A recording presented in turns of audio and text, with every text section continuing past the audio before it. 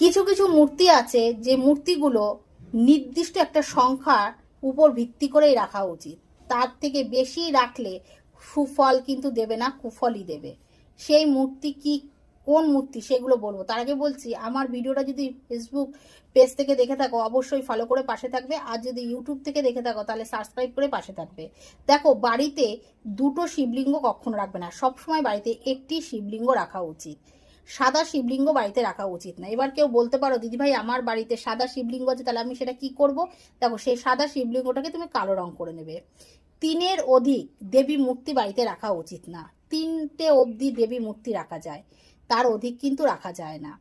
তারপরে অনেক আছে গণেশের মূর্তি বাড়িতে রাখতে খুব ভালোবাসে, হ্যাঁ হ্যাঁ রাখুন। 3টের বেশি গণেশের মূর্তি বাড়িতে রাখা উচিত না। আর নারায়ণশিলা কিন্তু 1-এর অধিক রাখা কিন্তু উচিত নয়, একটি নারায়ণশিলা বাড়িতে রাখা উচিত।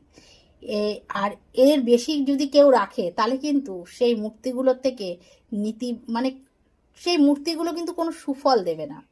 হ্যাঁ, তার একটা ভাইব্রেশন হবে, তাতে কিন্তু আপনার অনেক সময় ক্ষতি হতে পারে। সেই ক্ষতির থেকে বিরত থাকুন। রাধে রাধে।